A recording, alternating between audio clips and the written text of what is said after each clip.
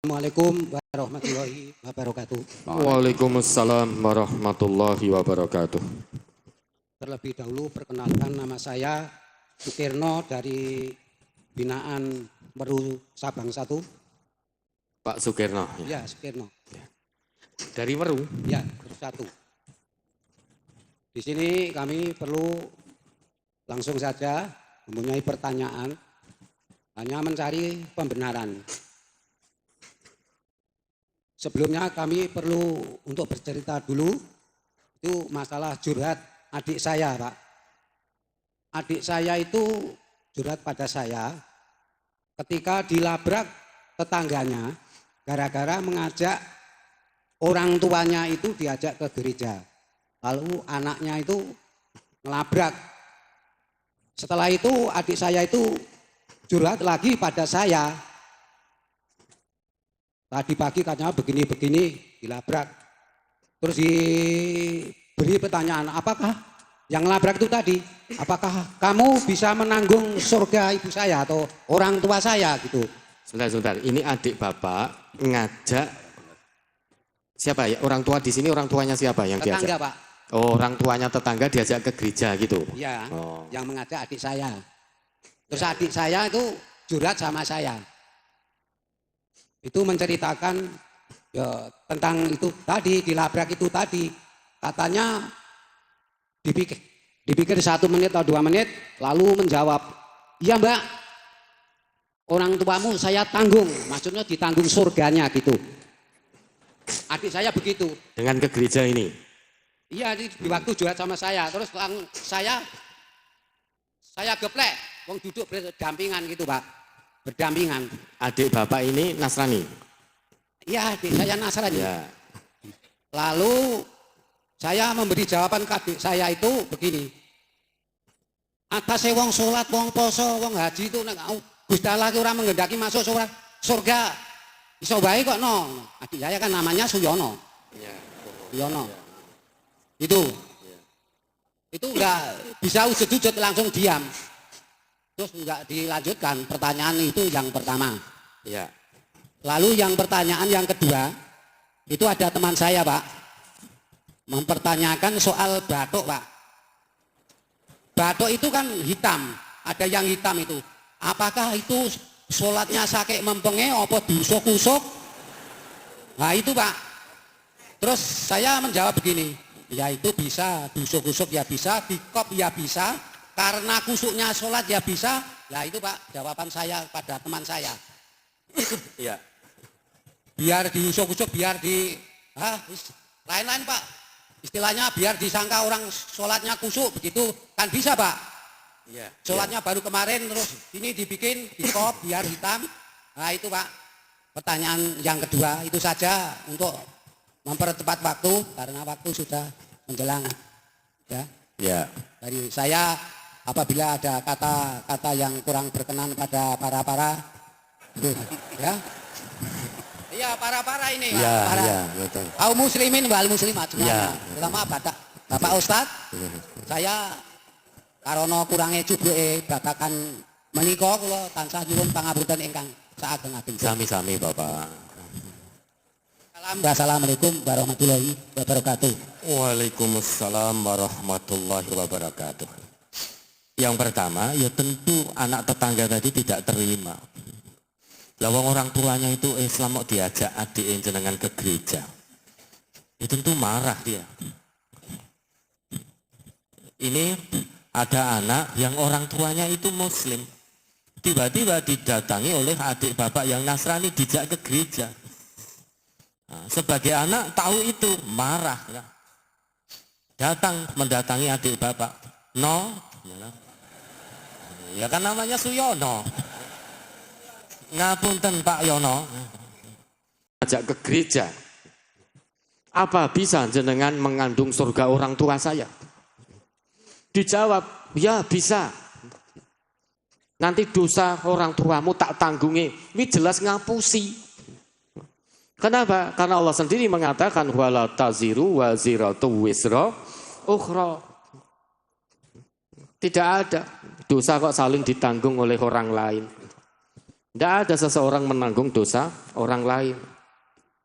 Itu nanti Suyono itu ketika sampai di hadapan Allah pun, dia akan berlepas diri dari orang tua si anak ini. Ketika ngajak ke gereja, ning dunya kaya-kayane iya, nanti dosanya saya tanggungnya. Begitu sampai di hadapan Allah, Suyono ini juga akan berlepas diri. Kita tahu dari mana? Allah yang memberitahu. إِذْ تَبَرَّأَ الَّذِينَ اتُّبِعُوا مِنَ الَّذِينَ اتَّبَعُوا وَرَأَوُا الْعَذَابَ وَتَقَطَّعَتْ بِهِمُ الْأَسْبَابُ. Ya. Ingatlah ketika orang yang diikuti, ya, berarti Suyono toh yang diikuti, berlepas tangan dari orang yang mengikuti, berarti orang tua tetangga tadi. Kenapa kok yang diikuti berlepas tangan? Padahal di dunia dengan gagahnya mengatakan nanti dosanya tak tanggung. Ketika sampai di hadapan Allah, mak plekentis, seorang gagah meneh. Dia berlepas diri. Kenapa? Karena sama-sama melihat azab. Azab hari kiamat yang tidak pernah terperikan. Sangat-sangat dahsyat. Maka Suyono ya tidak mau menanggung dosa orang tua yang diajak ke gereja tadi. Oleh karena itu kemudian wataqatta'at bihimul asbab. Terputuslah semua hubungan dunia. Coba Al-Baqarah itu 166. Al-Baqarah 166. Idzabaro alladzina tubi'u minal ladzina taba'u wa ra'awul 'adzaba wa taqatta'at bihimul asbab. Yaitu ketika orang-orang yang diikuti itu berlepas diri dari orang-orang yang mengikutinya dan mereka melihat siksa, dan ketika segala hubungan antara mereka terputus sama sekali. Ya, dari ayat ini bisa kita katakan Suyono kuwi ngapusi gitu loh. Bohong itu. Lah sebagai anak nggak terima orang tuanya dijak ke gereja. Harusnya tidak hanya ngelabrak begitu. Tapi ajak orang tuanya ke masjid.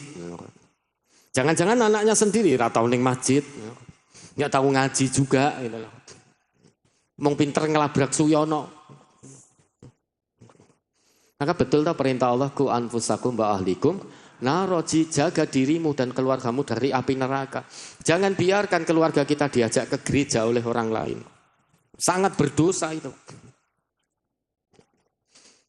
Nah yang bapak sampaikan ke adiknya betul. Malah no. Lah wong-wong wis salat wis poso kuwi belum tentu kok masuk surga. Itu betul. Ada orang yang salat celaka kok. Kenapa? Karena salatnya lalai. Allah mengatakan fawailul lil musallin, celaka bagi orang-orang yang salat. Siapa ini? Harusnya salat itu kan selamat. Lah kok ini celaka? Oh ternyata ada orang yang secara zahir salat tapi dia lalai terhadap fungsi salatnya. Alladzina hum an solatihim sahun, dia sahih terhadap solatnya, suka menunda-nunda sampai habis waktu, sampai di ujung tanduk.